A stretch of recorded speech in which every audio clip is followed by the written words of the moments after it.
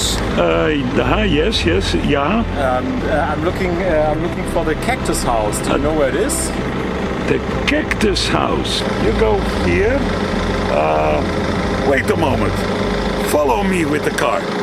So, welcome in the Cactus house. Maybe, you can introduce yourself. I'm Philip.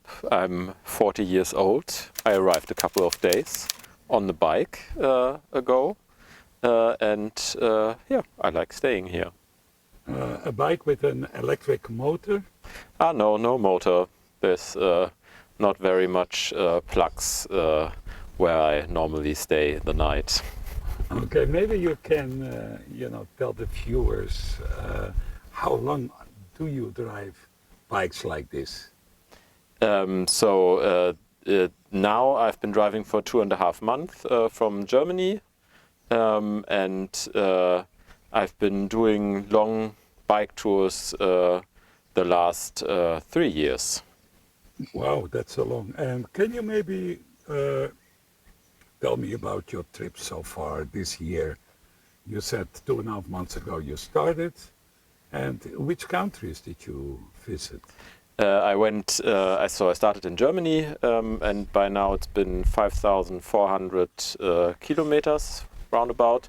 And I went to Poland, up to Vilnius in Latvia, then all the way through Poland by the Belarusian and Ukrainian border, through Slovakia and Hungary into Romania, from Romania to Moldova, to Odessa at the Black Sea, and then through Romania to Bucharest, and from Bucharest to Bulgaria and to here in Polski Gardets. Wow, that's a long time. You mentioned countries like Ukraine, Moldova. There are Russians there, and Ukraine has a war going on. Isn't it, that dangerous? I didn't feel that it was too dangerous, but I think it depends on what you're willing to risk. So biking next to a street is risky because of the cars, and I would think that the risk I was taking with going to Transnistria and to Ukraine, at least the places where I was going, was not any greater than being hit by a car. Okay, I have a typical Dutch, question. For people who would like to follow you, they want to buy a bike, for example, and a tent and equipment. What would be an average price for a medium starter? I guess you can start pretty low with simple equipment, and also I don't think that you really need a special bike. So I guess starting from 1,000 euros, probably a trip like this is doable. Maybe my equipment is a little more, but not too much. Then there's obviously always people who like to spend lots of money, but I don't think that one has to do that. We fail. How much about? Do you think for my equipment? Well, an average. What you know. Probably if you have to buy everything, then maybe you plan for 2,000 euros.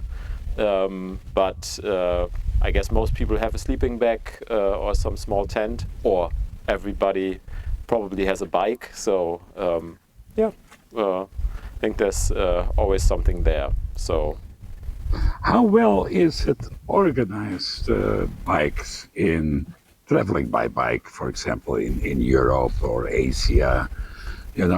Are there websites or something like that, free websites, or for example, let's say tomorrow you're going on a bike and you have a lazy day. Are there alternatives for a lazy or for, at the same destination? So I use Komoot, which is an app for planning hiking and biking, and that works well for me. So I just have a look for which, or I can choose which type of bike I'm riding, and then the app will give me a suitable road and suitable route, and then I just decide how long I want to go on that day. And if I'm lazy, then I stay at the next river and have a bath. So you have special routes. Everything is well organized. That website. Can you mention that again? And is it for free, or do you need to pay for it? It's so there's a free version, Okay. but I use it in sync with my bike computer. And if you want to do that, then you got to pay, and I think it's about 60 euros a year. So if you travel a lot, then I think it's worth the money. Yeah, but there's, I guess there's alternatives, but that's the one I decided for. Okay. Well, another question. I'm a typical Dutch, you know. I always ask those questions with mathematics. Here in Bulgaria, we'll say matematica. You know, I see you're traveling, and a long time. You're already 3.5 months on the way or so. You probably have won the lotto, or what are you doing in your? Do you have some job, or do you have a V-block, or? I guess I became kind of a digital nomad, you would name it nowadays. So I've been a freelancer for a long time, and I work in programming, so I can do that on the way. And what I actually do is I ride for a couple of days, sleeping outside, just camping wild, and then I look for a nice Airbnb where there's the most important things, Wi-Fi, washing machine, and probably air conditioning, which is also nice for working. And then I work away a couple of days before I go a couple of 100 kilometers to the next place. Yeah, in the talk we had previous, you know, you mentioned this is not your first trip. Can you maybe tell us the most nicest experience and the worstest experience? I get asked that a lot. I was last year. It was really nice because I could stay for 2 weeks in a harbor in Croatia on a boat, which was a special experience, and so I really liked that. Which is it's probably one of the nicest experiences. Then also when I did the first trip going to Istanbul. Obviously, arriving in Istanbul on the bike and having made it was was really amazing. There haven't been. So, I think I got lucky. So there haven't been 2 worse experiences. There was also actually 3 days before I arrived in Istanbul. I went for an Airbnb, which was.